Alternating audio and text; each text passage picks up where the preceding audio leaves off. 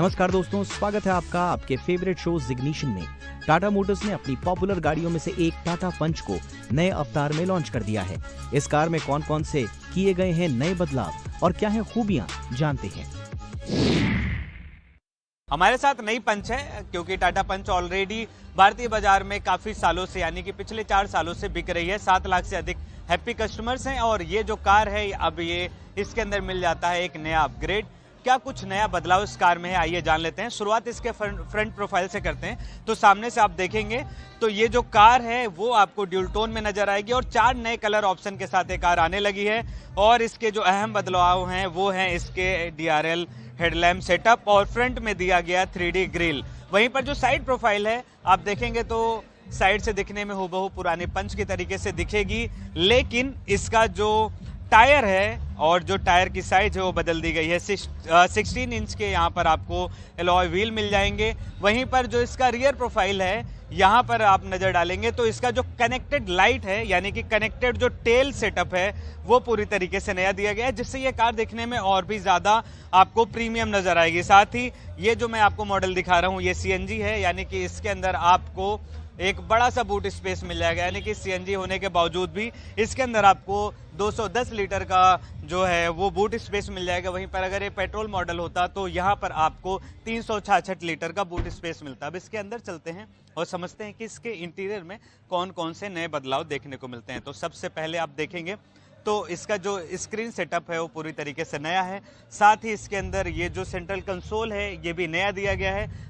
पहले से अधिक इस कार के अंदर अब कंफर्ट मिलेंगे, 360 कैमरा व्यू। खास बात क्या है कि स्टैंडर्ड तौर पर इस कार के अंदर जो सेफ्टी है उसके साथ कंप्रोमाइज नहीं की गई है। 6 एयर बैग इस कार के अंदर मिल जाते हैं स्टैंडर्ड तौर पर और भारत एनकैप द्वारा इसको 5 स्टार सेफ्टी रेटिंग भी दी गई है। और 7 लाख से भी अधिक हैप्पी कस्टमर इस कार के हैं। अब देखना यही है कि आने वाले समय में इस कार को कितना मिलता है प्यार।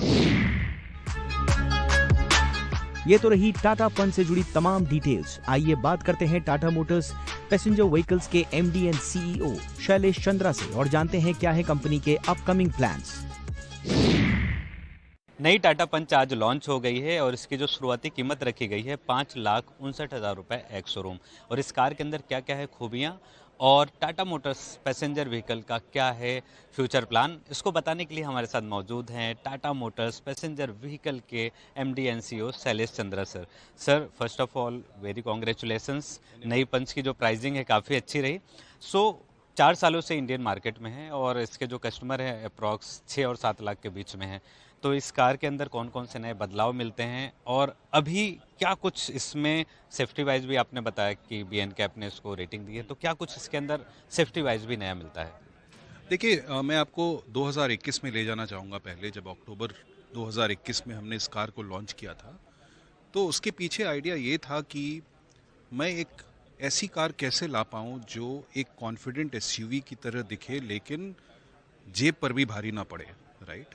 क्योंकि एस्पिरेशन सबों की SUV लेने की रहती थी लेकिन हैच खरीदने की अफोर्डेबिलिटी होती थी, एस्पिरेशन SUV का था। तो ये एक बहुत ही अच्छा जवाब था कस्टमर्स के लिए अपने, और इसलिए हमने देखा कि ये पिछले 4 वर्ष, मैं बोलूँगा 4 वर्ष 3 महीने में इसने अब करीब करीब ये 7 लाख गाड़ी बिक चुकी है इतने कम टाइम में। दिस इज़ द फास्टेस्ट, मतलब इससे तेज़ ऐसी बिक्री किसी कार की नहीं हुई है।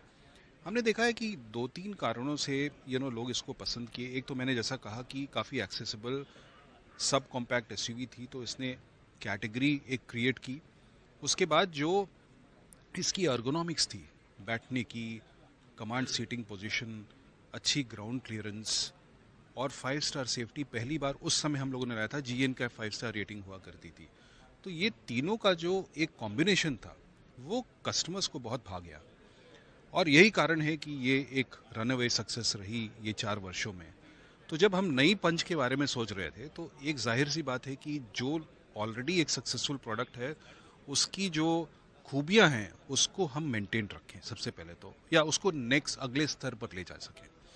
तो एक तो वो हमने दिमाग में रखा और दूसरा था कि भाई जो हमें मार्केट से इनपुट मिला कि कस्टमर्स को और क्या चाहिए इस कार में, ये दोनों को मद्देनज़र रखते हुए हमने नई पंच की सोच जो है उसको लास्ट 2-3 ईयर से हम डेवलप करके आज हम मार्केट में लाए हैं।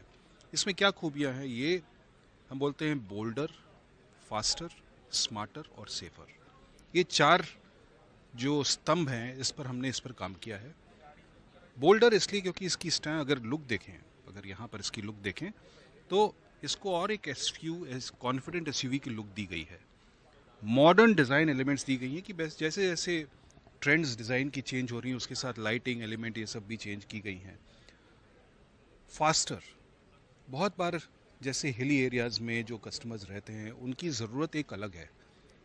रोड की टेरेन्स जो होती हैं वो ऊपर नीचे काफ़ी जाती है, तो उसके लिए उनको थोड़ा हाई टॉर्क ज़्यादा पावरफुल व्हीकल चाहिए, तो हमने टर्बोचार्ज इंजन इसमें दिया जो 120 हॉर्स पावर और 175 न्यूटन मीटर का टॉर्क देता है, तो वो एक इसमें लाया हमने। स्मार्टर, इसमें अगर आप अंदर देखें तो इतनी नई टेक्नोलॉजीज़ और टेक्निक्स दी गई हैं, जैसे इसमें सबसे बड़ी स्क्रीन दी गई है, इसमें कनेक्टेड कार दिया गया है, पहली बार इस सेगमेंट में 360 डिग्री सराउंड व्यू दिया गया है, तो बहुत सारे स्मार्ट टेक फीचर्स भी दिए गए हैं।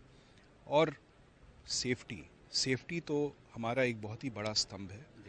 हम सेफ्टी और टाटा सिनोनिमस हो चुकी हैं, और आपने देखा कि आज हमने इस कार को एक ट्रक से भिड़ाया क्योंकि वो रियल सिचुएशन है इंडिया की।